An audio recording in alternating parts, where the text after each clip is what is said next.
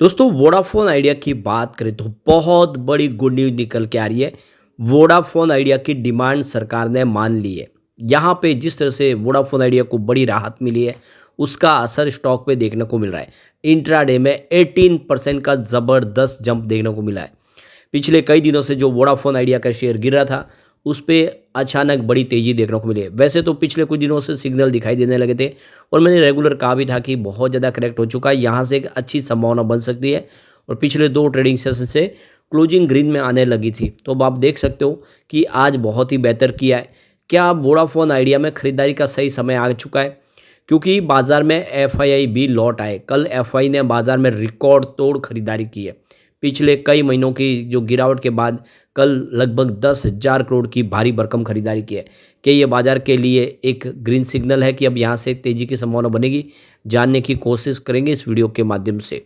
लेकिन फ्रेंड्स उससे पहले अगर आप पहली बार हमारे चैनल पे आए तो चैनल को सब्सक्राइब कर दीजिए।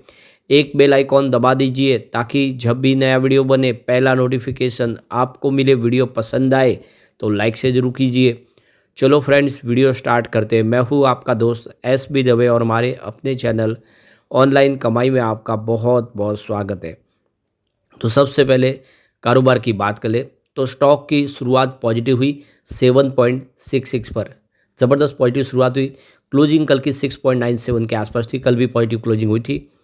इंट्राडे में 7.66 का ही लो है, यानी जहां से शुरुआत की थी वहां से एक तरफा तेजी का वातावरण बना और 8.28 का इंट्राडे का हाई बन गया। यानी देख सकते हो कि लगभग 20% के अपर सर्किट के आसपास पहुंचा स्टॉक और उसके बाद में प्रॉफिट बुकिंग हावी हो गई क्योंकि पिछले कई दिनों से स्टॉक गिरा था। कुछ लोगों ने यहाँ पे प्रॉफिट बुकिंग करने की संभावना देखी है, जिसकी वजह से स्टॉक इस समय 7.73 के आसपास है, जहाँ पे 10.90% की ज़बरदस्त तेजी इस समय भी, यानी 11% की तेजी देखने को मिल रही है।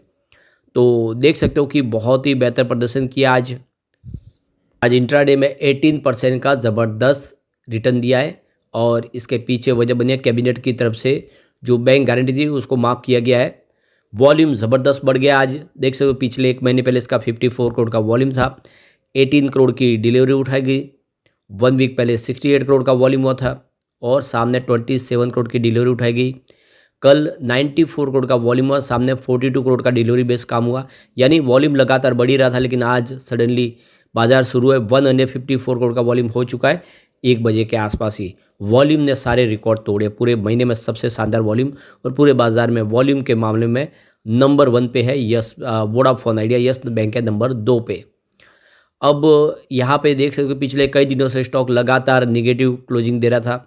7 नवंबर को स्टॉक 8 रुपये के आसपास था, जो 22 नंबर को गिरते हुए 6.67 के आसपास आ गया था। लेकिन उसके बाद 25 नवंबर को यानी कल हमने 6.97 के आसपास स्टॉक की क्लोजिंग देखी। पहली बार ग्रीन क्लोजिंग और आज स्टॉक फिर दूसरा दिन है जब अच्छा खासा प्रदर्शन कर रहा है।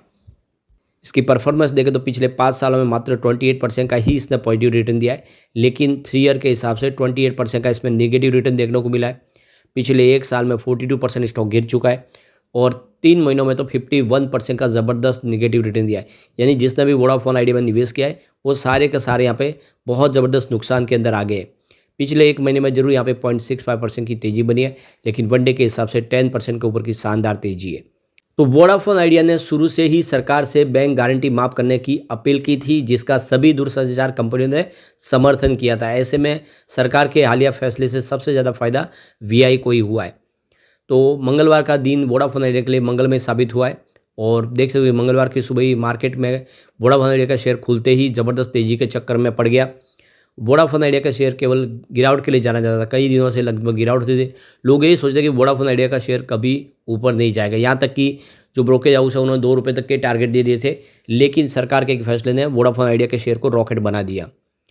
तो देख सकते हो कि सेंट्रल गवर्नमेंट ने 2022 के स्पेक्ट्रम नीलामी से में मांगी गई जाने वाली बैंक गारंटी को खत्म कर दिया है। वीआई को कुल 24,700 करोड़ रुपए की बैंक गारंटी जमा करनी थी। स्पेक्ट्रम नीलामी बकाया के स्थगन की समय सीमा अक्टूबर 2025 थी। ऐसे में केंद्र सरकार का ये फैसला वीआई के लिए संजीवनी बूटी लेकर आया है। दूरसंचार विभाग डीओटी ने स्पेक्ट्रम खरीदी के लिए दूरसंचार ऑपरेटरों को दे बैंक गारंटी को माफ करने का समर्थन किया था। वही वीआई ने 1 नवंबर तक जमा की जाने वाली 350 करोड़ रुपए की अपनी दूसरी बैंक गारंटी अभी तक जमा नहीं की थी। जिसमें 2012 की नीलामी इसमें खरीदे गए स्पेक्ट्रम भी शामिल थे। तो इकोनॉमिक टाइम्स की रिपोर्ट के अनुसार भारत में तीसरा सबसे बड़ा मोबाइल ऑपरेटर कंपनी है वोडाफोन आइडिया। सितंबर 2016 की स्पेक्ट्रम नीलामी के लिए 4,600 करोड़ रुपये से अधिक की बैंक गारंटी का भुगतान करने में विफल रही है वोडाफोन आइडिया। वोडाफोन आइडिया ने शुरू से ही सरकार से बैंक गारंटी माफ करने की अपील की थी, जिसका सभी दूरसंचार कंपनियों ने समर्थन किया था। ऐसे में सरकार के हालिया फैसले से सबसे ज़्यादा फायदा वीआई को ही हुआ है, जबकि उनकी जो कंप्यूटर कंपनियां भारती एयरटेल और रिलायंस जियो को भी पिछले नीलामी भुगतान को सुरक्षित करने के लिए बैंक गारंटी जमा करने की आवश्यकता है। उनकी राशि वीआई की तुलना में बहुत कम है। फॉर एग्जाम्पल 2016 की नीलामी के लिए एयरटेल की बीजी अगले साल सितंबर में देय है, लेकिन कंपनी को केवल 2,200 करोड़ रुपए का भुगतान करने की आवश्यकता है। एयरटेल के बाद जियो की लगभग 4,400 करोड़ रुपए की बीजी की देय है अभी समय। तो कुल मिला के बहुत बड़ी राहत मिल चुकी है। ये एक बहुत बड़ी रकम है, जिसके माध्यम से अब वोडाफोन आइडिया अपने आने वाले बिजनेस को अच्छे से मैनेज कर पाएंगे। कंपनी अभी 5G सर्विस के ऊपर काम कर रही है। 5G सर्विस एयरटेल जियो ने ऑलरेडी पहले से ही लॉन्च कर दी है, ये पीछे रह गए, जिससे इनका कस्टमर बेस कम हुआ। लेकिन अब आने वाले समय में कंपनी का कारोबार पटरी पे आ सकता है। फिलहाल जो प्रॉब्लम है वो ये है कि इन्होंने अपने टैरिफ बहुत ज़्यादा बढ़ा दिए। तीनों ने मिलकर जो टैरिफ बढ़ाया, चाहे वो वोडाफोन आइडिया हो, जियो हो या फिर एयरटेल, जिसकी वजह से जो कस्टमर बेस है इनका कम हुआ है। जो कस्टमर है वो BSNL की तरफ शिफ्ट हो रहे हैं, क्योंकि वहाँ पे चार्जेस बहुत कम है।